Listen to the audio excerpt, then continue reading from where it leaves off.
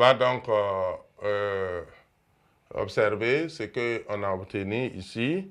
On a obtenu 50% donc de femelles de type sauvage et 50% de mâles de type mi-temps. Voilà, donc on va obtenir donc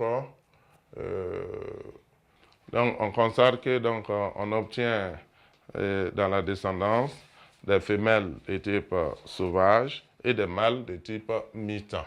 Voilà. Donc on a obtenu donc, des femelles de type sauvage et des mâles de type mi-temps dans ce croisement. Donc on a croisé donc des drosophiles de race pure, des mâles de type sauvage avec des femelles donc aux ailes découpées aux yeux brunats, donc des femelles mutants. On a obtenu des mâles aux ailes découpées et aux yeux brunâtres et des femelles de type sauvage. Donc ce qui a été obtenu ici également, on a obtenu des femelles donc de type sauvage et des mâles donc de type mutant. Donc on pourrait dire que ces résultats-là, théoriques bien sûr, sont conformes donc aux résultats expérimentaux. Donc on a pu donc le prouver. Donc on va noter.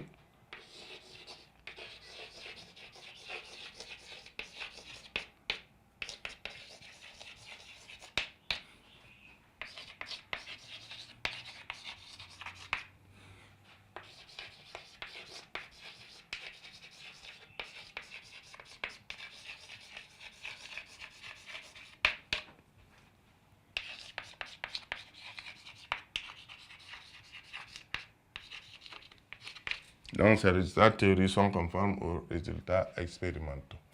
Donc, ce qui nous permet donc de terminer donc, la partie donc, interprétation donc, de ce premier exemple. Donc, nous allons passer maintenant dans le cas donc, de la transmission hétérosomale donc, avec, bien sûr, liaison partielle, linkage partiel. Donc, nous allons passer au dihybridisme à transmission hétérosomale avec liaison partielle ou linkage partiel. Donc, dihybridisme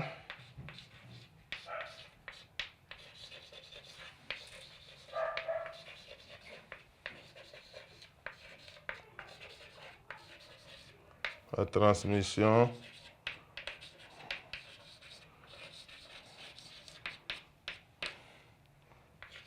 hétérosomale avec liaison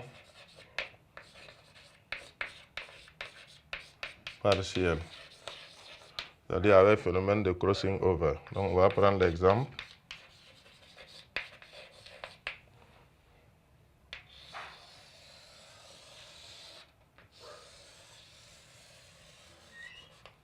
Donc dihybridisme à transmission hétérosomale avec liaison partielle. Donc je vais noter ça rapidement. Ok, donc nous allons maintenant voir le cas de dihybridisme à transmission hétérosomale avec liaison partielle. Donc on a un exemple.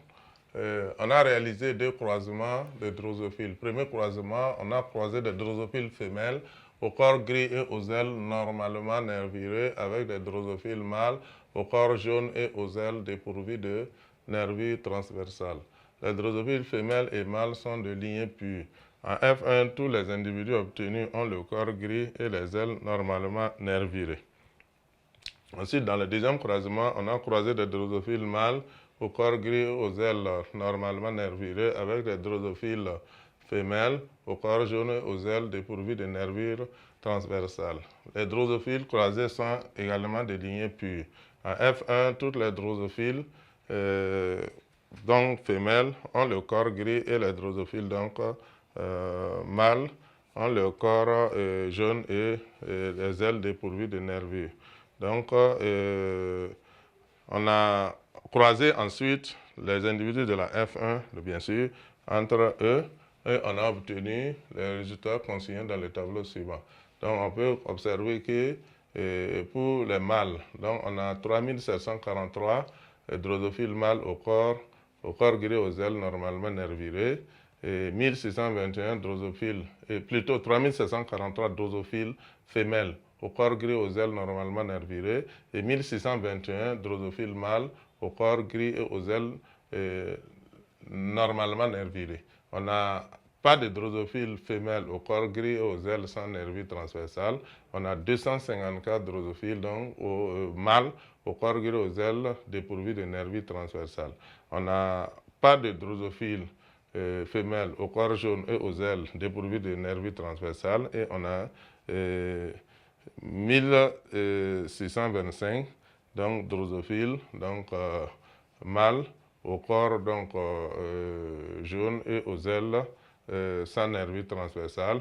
Et on n'a pas de drosophiles femelles au corps jaune et aux ailes normalement nervurées. On a 250 drosophiles mâles au corps jaune et aux ailes normalement nervurées. On dit d'interpréter ces résultats.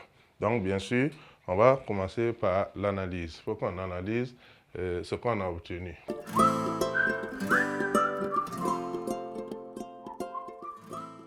Quand on regarde les deux croisements, on a croisé des drosophiles femelles donc, au corps gris et aux ailes normalement nervurées avec des drosophiles mâles au corps jaune et aux ailes dépourvues de nervures transversales. Et dans le deuxième croisement, on a des femelles mâles et on a des drosophiles mâles plutôt au corps gris et aux ailes normalement nervurées qu'on a croisé avec des drosophiles femelles au corps jaune et aux ailes dépourvues de nervures transversales. Donc ici, on voit clairement qu'on a affaire à deux croisements réciproques, des croisements réciproques. Et on va observer donc des résultats différents en fonction des croisements.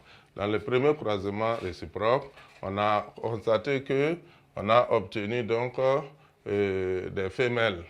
Donc, puisqu'on a croisé des drosophiles femelles au corps gris et aux ailes normalement nervurées, avec des drosophiles mâles au corps jaune et aux ailes dépourvues de nervures transversales, et on a obtenu à F1 des individus ont tous le corps gris et les ailes normalement nervurées. Donc, la F1 est homogène, ce qui nous permet de dire que la première loi de Mendel est vérifiée. Donc, ça permet aussi de savoir que le phénotype gris et elle, normalement nervurée, domine excessivement les phénotypes jaune et elle dépourvue de nervures transversales. Et maintenant, le deuxième croisement nous indique clairement qu'on a une répartition des phénotypes en fonction du sexe, en ce sens qu'on constate que les individus, les descendants femelles héritent du phénotype du parent mâle et les descendants mâles héritent du phénotype du parent femelle. Donc il y a une répartition des phénotypes en fonction du sexe, ce qui nous permet de dire que les gènes étudiés ici sont portés par un chromosome sexuel. Maintenant, on va faire le choix du chromosome sexuel X parce qu'on a constaté que le caractère étudié s'exprime à la fois chez les mâles comme chez les femelles. Donc, il s'agit donc d'un cas de transmission hétérosomale lié donc au chromosome sexuel X et bien sûr, les deux gènes étant portés.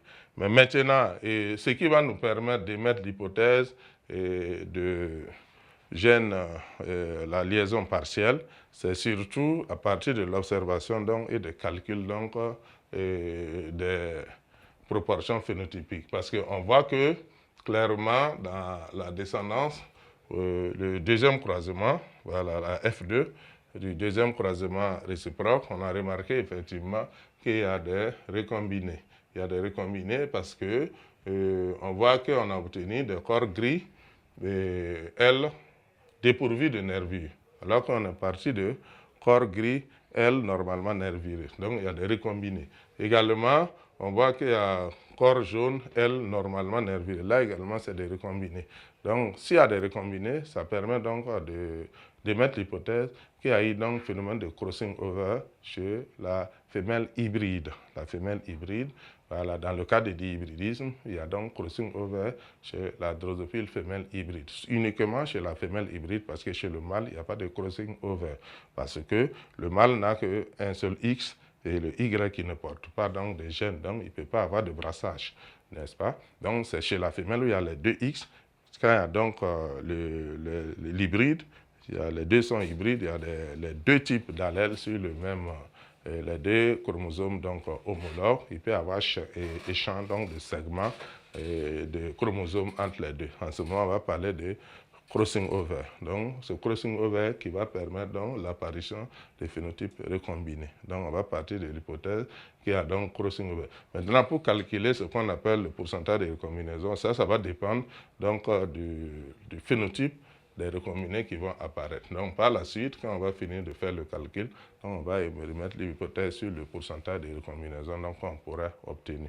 Voilà donc, et pour ce qu'on peut dire sur l'analyse. Donc, on part du fait qu'on a affaire à des gènes qui sont portés sur le chromosome sexuel X et qu'il y a eu phénomène de crossing over, donc phénomène de recombinaison, ce qui a permis l'apparition de nouveaux phénotypes, voilà, différents des phénotypes parentaux. Parce que les phénotypes parentaux, nous avons corps gris et L dépourvu donc de nervures transversales, corps gris L normalement nervuré, et corps jaune, L dépourvu de nervures transversales. Ce sont les phénotypes parentaux. Et on se retrouve avec des phénotypes recombinés, comme ici, corps jaune, L normalement nervuré, et comme ici, corps gris, L dépourvu de nervures transversales. Donc, ce sont des phénotypes recombinés. Donc, pour expliquer ça, il faut donc émettre l'hypothèse qu'il y a eu crossing over. Et le crossing over s'observe uniquement chez la femelle hybride. Voilà, dans le cas de dihybridisme. Voilà, c'est important de le retenir. Voilà, donc nous allons passer maintenant donc à l'interprétation.